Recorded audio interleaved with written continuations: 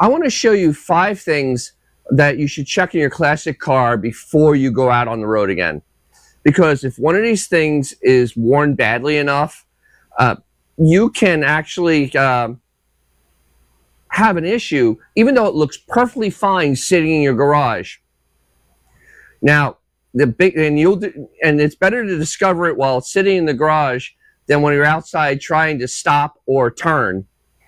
And here's the thing: you don't need to be a professional mechanic to be able to check this stuff. You just have to know what you're looking at. Now, this is in conjunction with doing, a proper inspection and using your service manual, because these checks I want you to do before you even take that old car out on the road. And before we get into it, let's talk about safety. If you're lifting your car, please put it on proper jack stands on a solid approved support place. On a Chrysler, that's any of the solid pieces of unit body or the rear axle or even the front K-frame. These are parts that actually are made to hold up the weight of the car.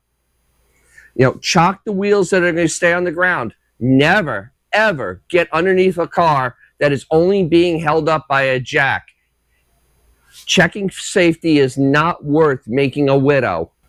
Also, some of these tests are going to look very different depending on the type of application, whether it be a Mopar, a Chevy, a Ford, a solid front axle, an independent front axle, power steering, manual steering. These things do make a difference, but the general principles do still apply.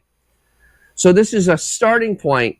Use your service manual to actually figure out what you're looking at. And if you find a part that's visibly broken, badly loose, separated, don't look right, don't take the car around the block to see how it feels. Fix it right there and then.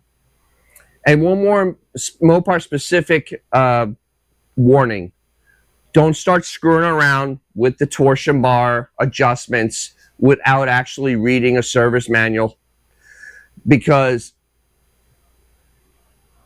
these things are under a lot of load. They actually are the spring system for a Mopar. They have lots of kinetic energy built up in them. Please make sure you know what you're doing before you start messing with that on any Mopar. And definitely, this is where the service manual is not an option. And these service manuals that I keep talking about for Mopars are available on mymopar.com. I'll give you a link below. They're free to download in PDF. Print out the pages you need. Literally, this can save you from getting very hurt and also make you ask less dumb questions online. There's benefits to this. Okay. The first thing to do is the steering wheel free play. With the car sitting on the ground and the engine off, turn the steering wheel gently left and right without actually turning the tires. You are looking for how much movement you have before the front wheels begin to respond. Now, a little movement is normal, especially on Mopar power steering systems. They're a little sloppy. But if you can move the steering wheel a really long way and the tires barely move, then you need to investigate a little further. Now, the looseness can be coming from the steering box, the steering wheel, the steering column, the connection to the steering box. It can be a pitman arm, an idler arm. Anyway, and that's where you need to find tie rods. It's somewhere, it could be somewhere in that linkage. And this is where people start getting into trouble, though, because immediately they feel a loose steering wheel and they go to the pin right here on the top of the steering box, the little adjuster, and they start tightening it down. That is not where the problem is 95% of the time. And if you tighten it too much, the steering wheel will not return to center. It'll actually make it harder for it to recirculate, because it's a recirculating ball steering system. If the real problem is a worn linkage component, tightening the box can actually make it worse, and it actually can be even more dangerous. So just don't turn this screw because it looks convenient. Find out where the movement is actually coming from. Now, have someone inside the car turn the steering wheel lightly while you watch the steering linkage. You're looking for delayed movement movement in the wrong direction, or a joint that moves with the part connected to it does. Or a joint that moves before the part connected to it does. The second check is the linkage itself. This is where you look at tie rod ends, the center link, the idler arm, and the pitman arm. With the car supported safely, please have the car safely. Have a helper move the steering wheel back and forth just a little bit, because you want to see the initial movement, because that's how you can tell when something is worn. It's when it first starts moving. Watch each connection. The question is not just, does something move? The question is it moving the way it's supposed to be moving? A tie rod is supposed to move through its design range and steering moves. So it's supposed to slide back and forth. It's not supposed to have a loose stud, damaged boot, or visible movements inside the joint. Look for torn rubber boots, missing grease, rust around the joint, or a connection that shifts before the steering arm responds.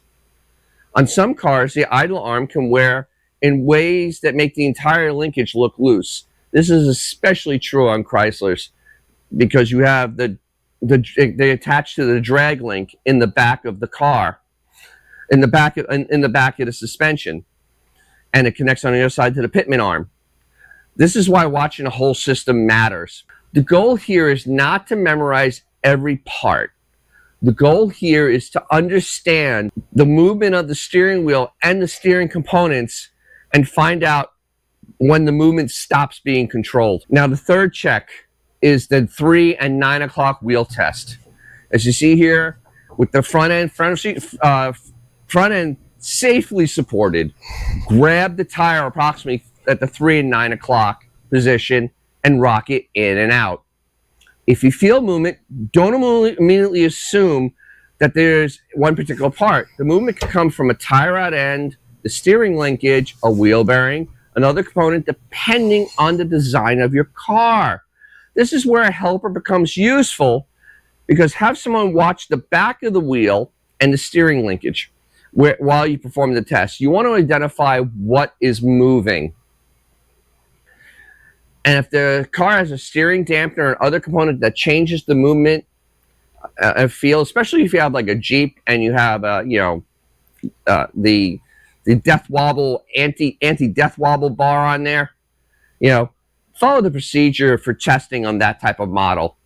Again, this is a screening test. It tells you that something needs attention. It does not automatically tell you which part to replace, because that requires further investigation. If the movement is obvious, you can see a joint moving the way it shouldn't. That's not, let's keep an eye on it. No. That is repair it before you go anywhere in the car. Now, the fourth check. This is the 12 and 6. I'm going to show you. I'm having it here. Now, there's a couple ways to do this. First, you can grab the tire 12 and 6 and move it in and out. Now, the movement here can point to a ball joint, a wheel bearing, or another suspension issue like your lower control arm bushings. But this is where it gets interesting. The ball joint test can depend on whether the suspension is loaded or unloaded, because that actually makes a huge difference. Some ball joints will show play more clearly in one position than the other. Now, another way to do this is to do like I'm doing here, where I'm taking a long crowbar and a pivot point, and you press up on it, because now you're getting a little more force than your hands. And what we're doing is that this actually will show you under with stress that lower control arm bushing or your lower ball joint, to see if it is actually giving up on you. So, this is why you don't trust a single internet test as a final answer. You have to double check in your service manual for that particular vehicle. So what we're looking for here is movement in the joint itself, not the tire. Now, for all this, you should be using a flashlight, and you can go and behind it have somebody rock the wheel gently back and forth, or use the pry bar to watch the ball joint, watch the spindle, watch the control arm, and watch that lower control arm bushing. Then spin the wheel by hand. Listen for roughness, grinding, scraping, growling, noises that are kind of, you could feel through the tire if you touch it lightly. Now, a smooth spin doesn't guarantee everything's okay, but a rough and noisy spin is reason to investigate. Now, remember, you're going to have some brake noise while you spin this, and discs are going to have more noise than drum, so you hear a little bit of shh, shh. A shh, shh sound is okay. It's worse, like a growl, probably not the best. Now, the fifth check is a Mopar specific one, and this is one that I had to do last year on my car, and it sucks. Because if you own any Mopar with a classic torsion bar suspension, this is something you really need to understand. The torsion bar fits into a lower hex socket on the lower control arm. Good enough. The lower control arm pivots on the bushing, a lower control arm bushing on the inner side of it. The two parts now, they work together, and they control the position of the suspension. So this is your spring part of it. And here's the thing, the torsion bar doesn't go through that rubber. It stops before it. The lower control arm bushing, it's very important. And if that bushing gets cracked or deteriorated or has movement, the lower control arm will not stay in place, and your alignment will change as you go down the road, because it affects caster and camber. It alters the ride height, and it changed the way the torsion bar loads the suspension, because now you have an extra pivot point that should not be there. So a really big symptom of this is when you have a perfect alignment and the car wanders and pulls. You notice the tires are wearing kind of really funny, not in any sort of real pattern, and it simply does not feel right. Now, you look for rubber that's split, pushed out of position, badly compressed, or separated from the inner sleeve. Also look for evidence the control arm is sitting off center at the pivot when the suspension is loaded and unloaded. And we're showing that. Don't just look at the torsion bar and assume everything is fine, because the bar itself looks, well, straight. The condition of lower control arm bushing in the socket in the arm matters also. Now, once again, with the car safely supported according to your service manual, watch the lower control arm pivot while the suspension is being checked. You're looking for movement that should not be there. It should move just smoothly up and down. There should be no side to side, no in and out. Also, inspect the torsion bar socket area for damage. This is important. Corrosion signs, bad hex engagement. If the torsion bar is damaged, the socket is damaged, you do not drive the car. Torsion bars, if they get a nick in them, can actually explode. They can actually just break in half, and I have seen this, and it is actually very scary, and then your car goes down. So be very careful when you're dealing with the torsion bars. Do not nick them. Do not scrape them.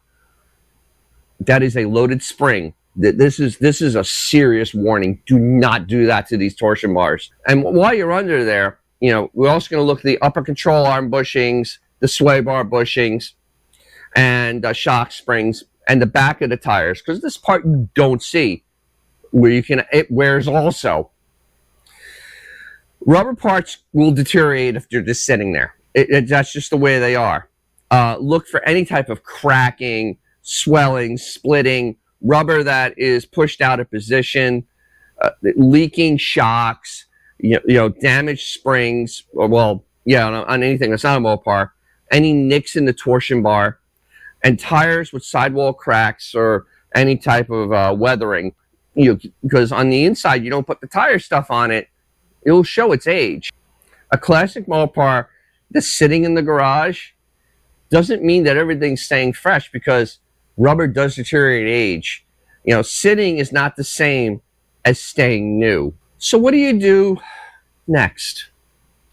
Well, if you have a boot that's torn, but everything else is good, replace the boot. I actually have to do this on my car. I have them. And here's an image of them. If you find obvious play, a broken component, loose fasteners, damaged tire, or a wheel bearing that feels, rough, You know, this is you don't drive it, you fix it before you take it out.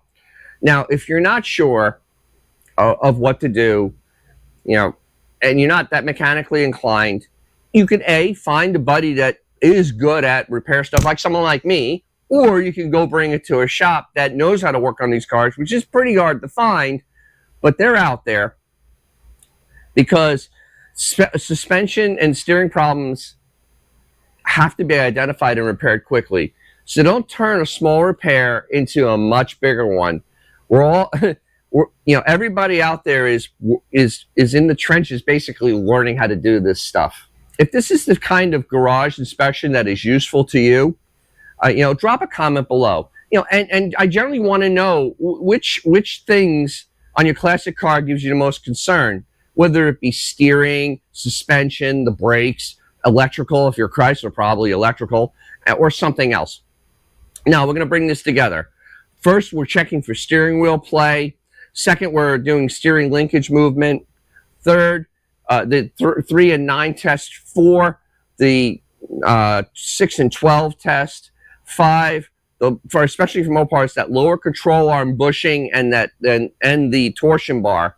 Those are the 5 areas we checked in this video. None of this is complicated, but if you find the problem before, but it's helpful to find the problem before you go on the road. Trust me.